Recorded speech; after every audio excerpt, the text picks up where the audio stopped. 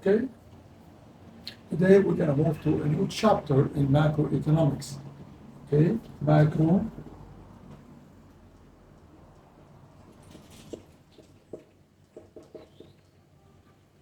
That new chapter is, of course, the classical macroeconomics. Classical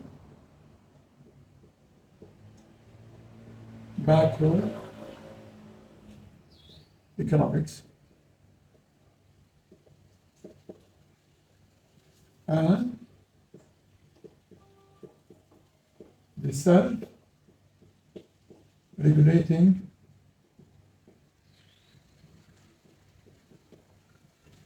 economy.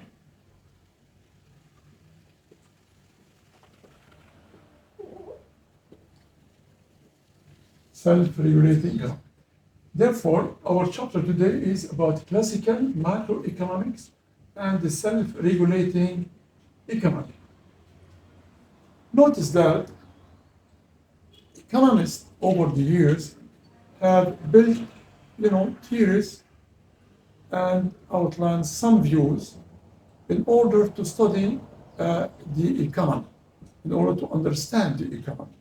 One such theory is the classical theory or the classical macroeconomics, okay, or classical economics. Of course, classical economics, we refer or we mean by the expression classical economics or classical, of course, school or the classical theory. Of course, we refer to a body of work, of course, on market theories and economic growth that emerged during the 18th and 19th century. So, of course, therefore, classical economics or theory, of course, consists of a body of work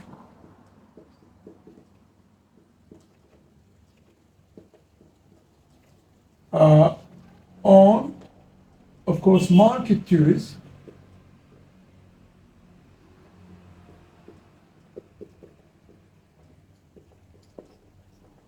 and economic growth.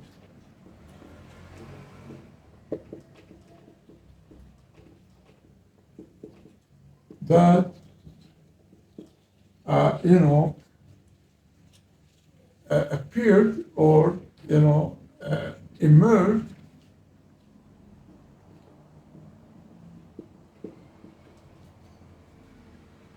during the 18th and 19th centuries.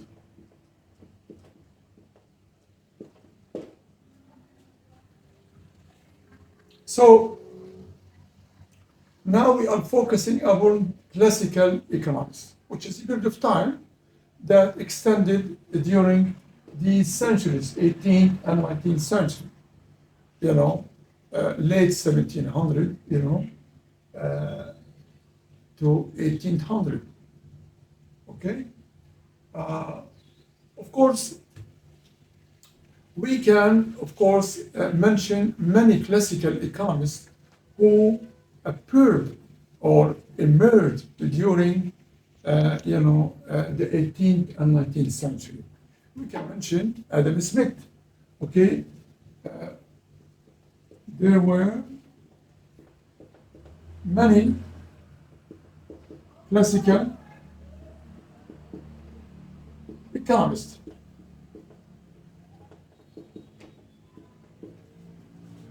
who wrote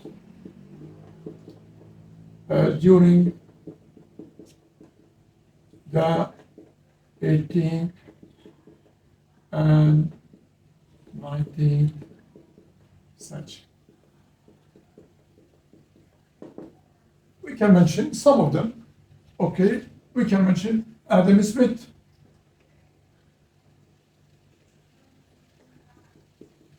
Adam Smith is Adam Smith, of course, is a British economist who is, known for his work and inquiry on the nature and causes of the wealth of nations. Adam Smith is known for his work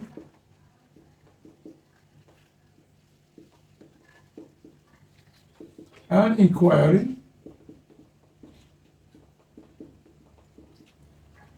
about the nature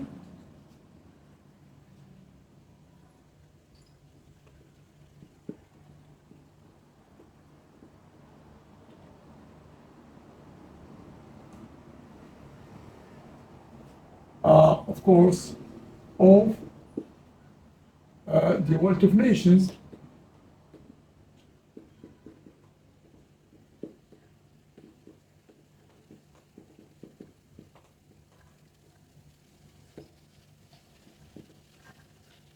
That book, of course, was published in 1776. It was published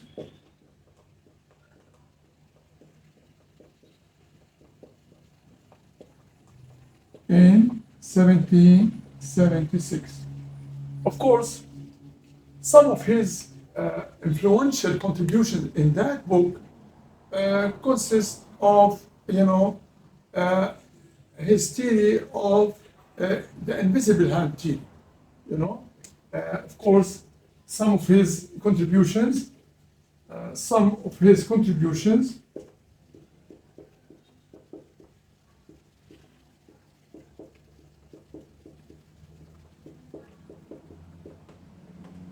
in his book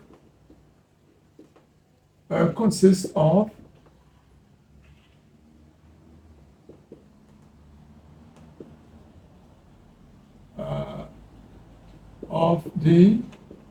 of course, the division of labor,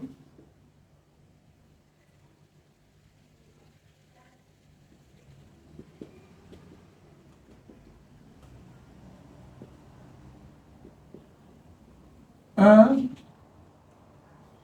of course, the invisible hand.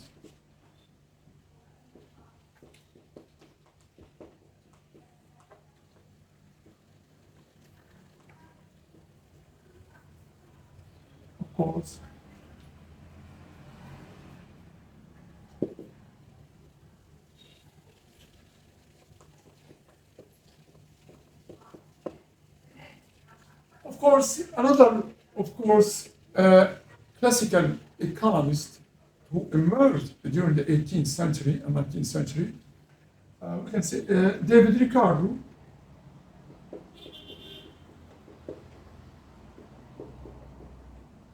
who is, widely remembered as the father of international trade.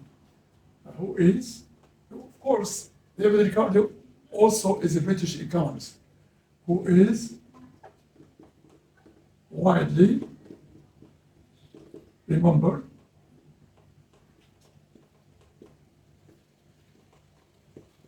as the father of the international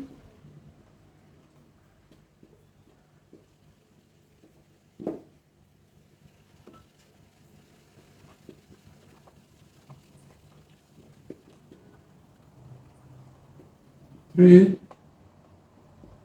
field.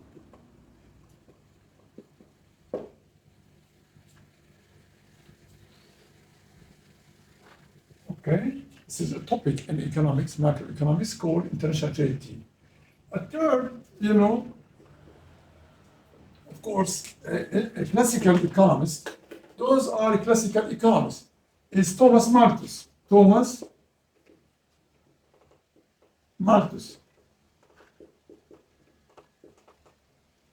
Who is, of course, is known for his theory that the population growth will always exceed or surpass the supply of goods, who is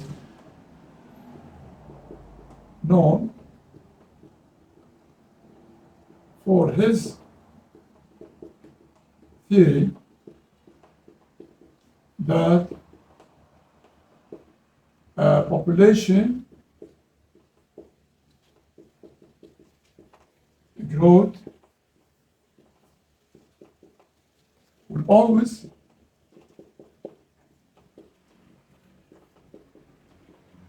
surpass or exceed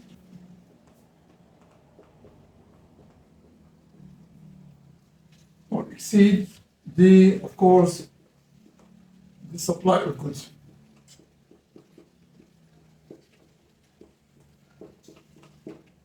A fourth, of course, classical economist is, of course, Jean-Baptiste Say. Jean-Baptiste Say, of course, is a French economist and journalist who developed the Say's law of market. Of course, developed Say's law of markets. So, Say's law of market was developed by this French economist, Jean-Baptiste Say, okay, who studied the nature of market in his 1803 book, treatise, of course, on political economy. Of course, therefore, Say's law of market was developed by Jean-Baptiste Say. Of course, he is a French economist and journalist who studied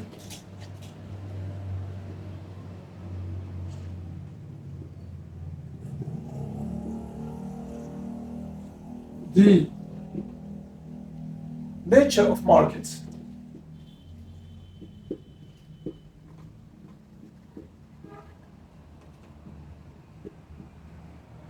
in his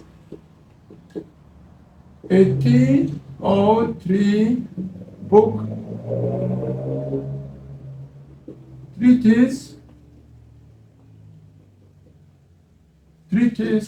on political economy.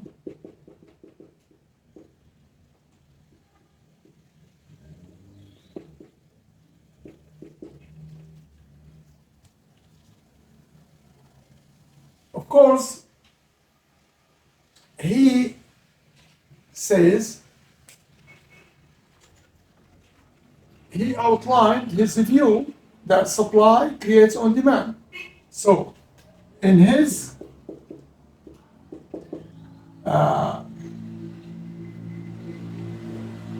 book, he outlined that supply creates on demand.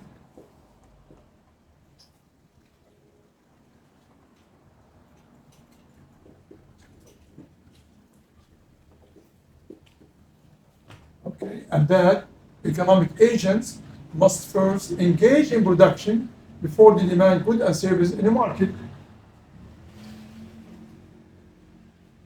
And that economic agents must first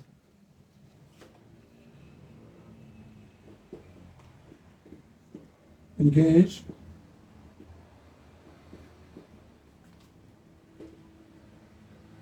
in production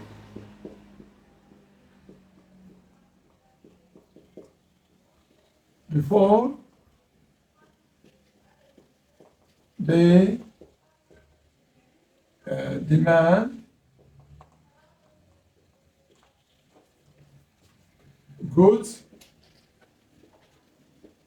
and services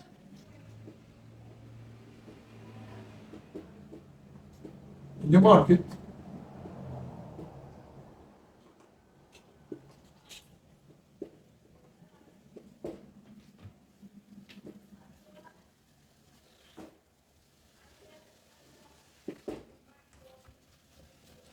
Of course, Jean-Baptiste say reason that to have the means to buy, a person first must have produced something to sell.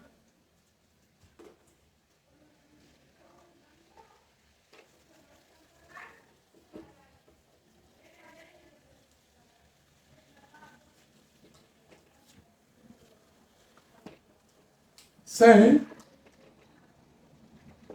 reason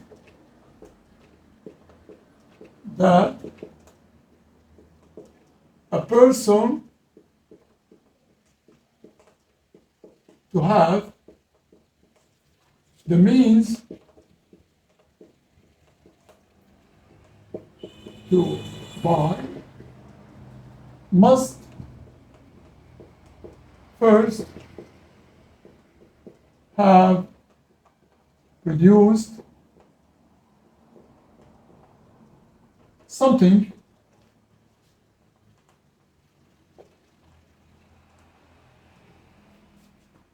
to sell, must have produced something to sell, and that the source of demand is the production,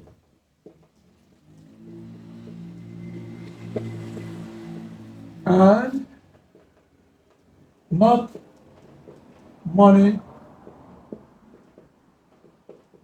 itself. This is his reasoning, Jean-Baptiste say, this is his reasoning about his law, supply creates on demand. This is Say's law, which is supply creates on demand. So what he's saying here, that a person to have the means to buy something, a person to have the means to buy must first have produced something to sell, and that the source of demand is production and not money itself. So if that is the case, so Say, of course, believe that production is the source. Say, therefore, or say, believe that the source of economic growth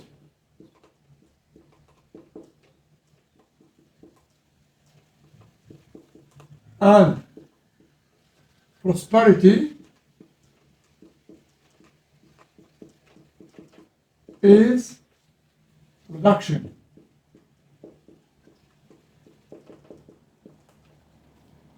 Is a production, and then the government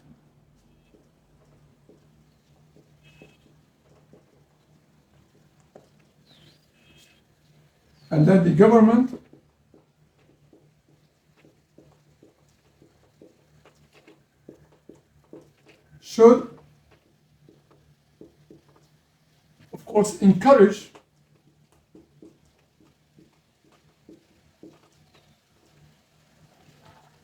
and not control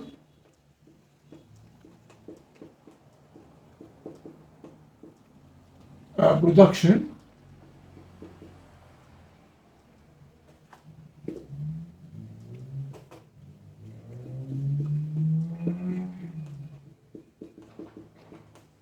Therefore, the government should encourage and not control production rather than, of course,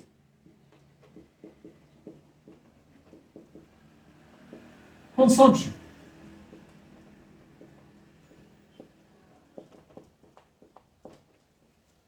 Therefore, he also reasoned that the means to buy depends on the, of course, the means to produce. The means to buy depends on the means, of course, to produce. Therefore, these are the main issues that, of course, John Baptiste Say have presented in his, book, which is Treatise on Political Economy that he published in 1803, who is a French economist and journalist, of course. These are the main points, he mentioned, he, of course, presented in his book. Of course, here I would say that I could say here, for instance, says law implies that the source of economic growth and prosperity is the production, and that the government should encourage and not control production rather than consumption. In other words, the government should encourage production rather than consumption, because production, of course, when you produce, you generate income, of course, and so therefore, production should be the prerequisite for, demand. So supply creates its own demand, and this is the main, points about the Say's law.